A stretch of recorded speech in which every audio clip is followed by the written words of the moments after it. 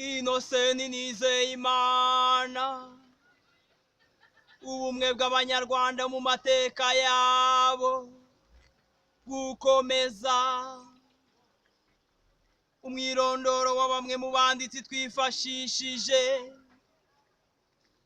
muri iki gitabo. Uyu mugabo wabaye umuyobozi mukuru w'ibiro by'iperereza bya Perezida Habyarimana nk'uko bigaragara kuri iki gifuniko cy'igitabo cye yasohoreye muri edisiyo Barama Kigali mu 1991 yise Imburagihana, urubanza rwa Sebahutu na Sebatutsi. Yageragezaga guhana leta kuko yabonaga neza ukuntu leta yari irimo itegura jenoside yaje guhitana inzirakarengane z'abatutsi zitabarika mu 1994. Agaragaza ko abanyarwanda ari bamwe, ko nta mpamvu yo gukomeza kubiba amacakubiri yashoboraga gutuma ubwoko bumwe burimbura ubundi. Iki gitabo twakifashishije cyane kuko kigerageza gusobanura amateka uko ameze, kandi kikaba cyaranditswe n'umuntu wari ukomeye cyane muri leta yateguraga jenoside. Iyo ibyo yanditse ari byo byigishijwe abanyarwanda nk'amateka yabo, ntabwo ubwicanyi bwa jenoside yakorewe abatutsi bwakozwe n'intagondwa z'abahutu buba bwarageze ku rwego ndengakamere nk'uko byagenze mu 1994. Uwa kabiri, Nahimana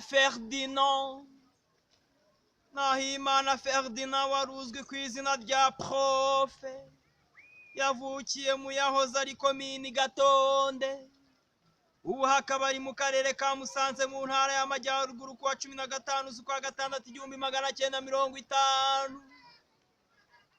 Amashuri abanza yigiye ahitwa Ikibumba, ayisumbuye yiga mu iseminari ntoya yo ku Rwesero 1961, 1971 mu ishami ry'ubumenyi n'ikilatini Latin Science.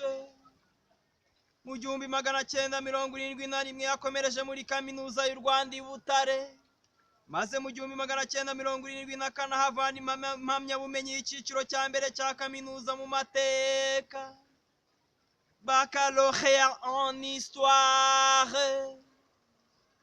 Mu 1975 yagiye kwiga muri kaminuza ya Laval muri Canada, ahava mu 1977 afite impamyabumenyi y'icyiciro cya gatatu cya kaminuza mu mateka, Maîtrise en Histoire.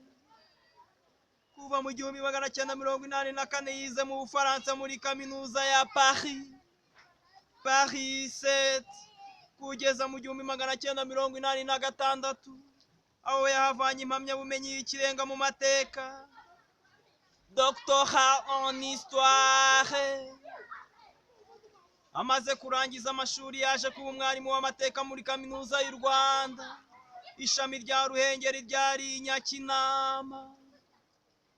Muri icyo gihe yigishaga mu Ruhengeri, yagize umwanya mwiza wo gushaka uburyo bwose yakwinjira mu kazu. Ubwo yigaragaje nk'umufana w'indashyikirwa w'ikipe y'umupira w'amaguru yitwaga Mukungwa, atanga imisanzu myinshi kurusha abandi mu rwego rwo kuyishyigikira, ndetse akanakunda kuyiherekeza aho igiye gukina yambaye imyenda isa n'amabara yayo.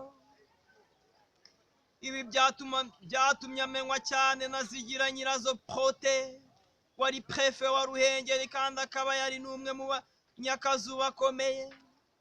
Byatumye kandi amenyana na Habimana Kantano, wari uzwi cyane mu kogeza umupira w'amaguru. Zigira Nyirazo yamugejeje kwa Perezida Habyarimana, maze anamusobanurira ukuntu ari umuhanga cyane.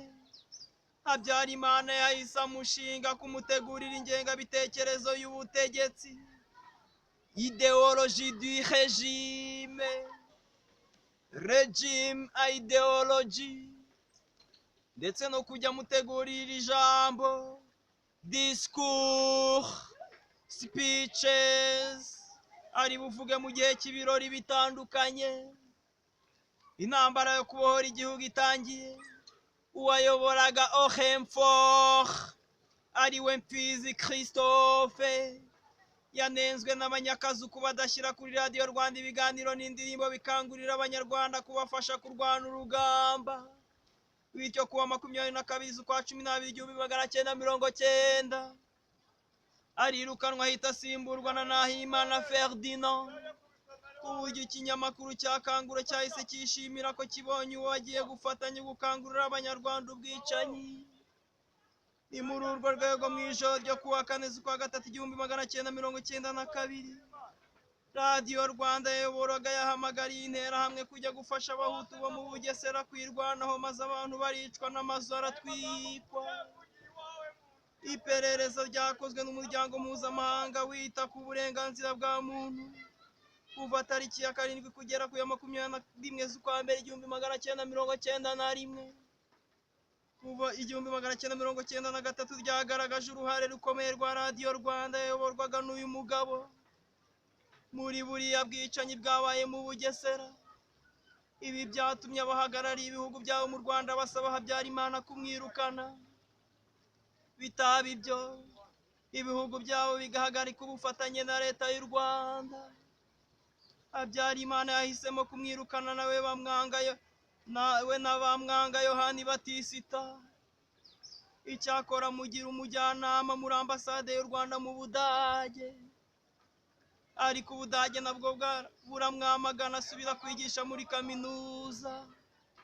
Uyu Ferdinand Nahimana niwe wagize uruhare runini cyane mu gutekereza no gushyiraho radiyo ya RTLM igihe yari umuyobozi wa Oxenford, kugira ngo ijye ivuga ibyo radiyo Rwanda nka radiyo y'igihugu itatinyutse kuvugayo ibivuge nka radiyo yigenga.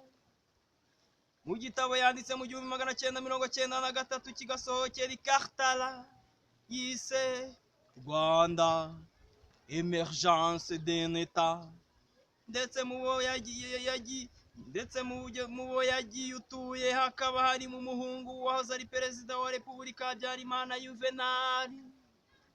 Ku rupapuro rwa 64 na 65 agaragaza ko amoko y'abanyarwanda bo hambere yari Abega, Abasinga, Abazigaba, aho yemera ko ariyo yari afite agaciro kuruta Ubuhutu, Ubututsi n'Ubutwa nk'uko twabisobanuye.